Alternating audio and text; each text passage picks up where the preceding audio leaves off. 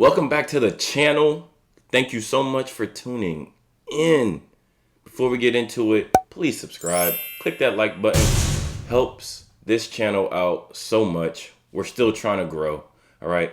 The topic of today's video is none other than the DROP program, fondly known as the Deferred Retirement Option Plan.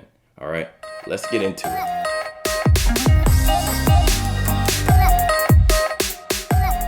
So the first thing that's probably on everyone's mind is, how do drop programs work?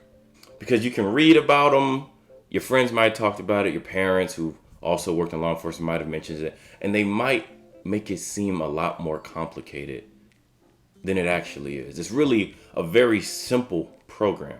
All it is a program that lets someone who's of retirement eligibility, that means that they are eligible to retire and can retire at any point, continue to work at their department without those additional years actually contributing to their retirement benefit.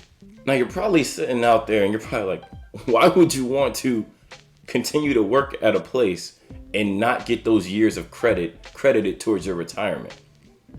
Well, that's because those years that they're not putting into your retirement go into another account as straight cash, year for year, based on your yearly salary. And that money's not just sitting there either. All right. It's accruing and growing interest. And it's going to sit there for the length of that drop program. All right. Which is 3 to 7 years, depending on your department. And when you get out, that money is going to be available to you in either a lump sum option or some type of rollover or a hybrid between the two. And you get to get that money plus whatever you have already accrued up until the point where you started the drop in retirement benefits. So you get a pension and you can get an annuity payout from your drop. So essentially 2 pensions put together. All right, but there are some important things to consider if you're thinking about doing the drop. The first thing is, most, and by most I mean the majority, and by the majority I mean pretty much all of them, most drop programs have specific windows where you can enroll. So when you hit that retirement point, let's say, you hit your however many years of service that you need to qualify for retirement. From that point, many programs only give you about 60 to 90 days to opt in to the drop program. Additionally, on the back end, you can't do the drop program forever, right? You can't say, all right, I hit my 20 years for retirement. Now I'm gonna stay an extra 15 and really let that money build up. Typically, drop programs limit you to how long you can stay in the program so you don't break the bank too bad. Typically, you have a time window of between 3 and 7 years that you can stay in the program before you have to get out and draw on that money. The next big thing that you have to consider, for everyone out there that's watching the video, drop programs aren't for everyone. I know. I don't make the rules, I just report on it, all right? But drop programs are typically for civil servants, first responders, all right, and teachers. Those are the ones who qualify this. You're not going to find this in your run-of-the-mill private sector job. So that's something important to consider if you're like, hey, my employer's never talked about this benefit. It's probably because they don't offer it.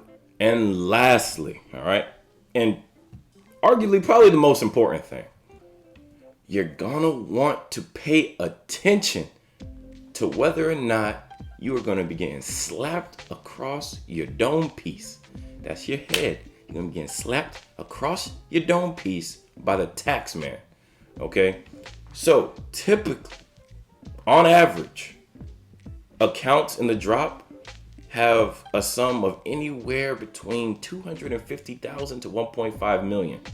And if you choose the lump sum option, that is going to count as income for you in that year, which is going to launch you into that high tax bracket, and you could see a lot of your gains taken by the good old government. So you want to consider really looking into either rolling over your drop account into some type of qualified retirement account, or doing a hybrid mix of the two if you need rapid access to some of the cash. So you're probably wondering, and if you're not, you probably should be. You're like, this sounds really good. You're saying my drop account can have $250,000 to $1.5 million in it. What is the employer? What is the police department? What is the agency getting out of this deal? Well, it's pretty simple. They're getting you. They are getting someone who is tenured and experienced in their position, who has to continuously work at the department for X amount of years, and who doesn't get the benefit of having those years of service contribute to their retirement benefit calculation. That's what they get out of it. And ultimately, this deal actually contributes positively to the overall health of the pension system. Because over the long term, it costs more for the city and the police department and the pension fund to pay you at a higher retirement percentage rate than it is to pay you out a one-time lump sum and pay you a lower retirement percentage rate. Because that retirement percentage rate, they have to pay you that over, if you live for the next 30, 40 years, they have to pay you that amount. Whereas that one lump sum, that one-time lump sum, whether it be $1 million, 1.5, maybe even $2 million, depending on how you work it, that's once. That's once. But let's say you're making $125,000 when you retire, and that's what you're entitled to, and you live for the next 30 years. Well, that's over $3 million. So they can either pay you 1.5 or the $3 million. And those are just rough numbers. So that's what your agency, that's what your department, that's what the company gets out of the drop program. That's it. That's the drop program in a nutshell. It's really not that complicated, and it's a very powerful tool that can drastically increase your nest egg in a very short amount of time. But you're going to want to do research.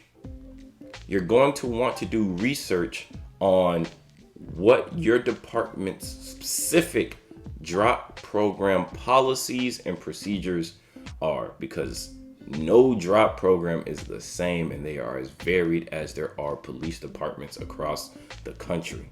If you enjoyed today's video, please like, subscribe, leave a comment, share this video on social media, and lastly, don't forget to check out our pension alert videos. All right, there is a growing pandemic of underfunded pension systems in the policing profession.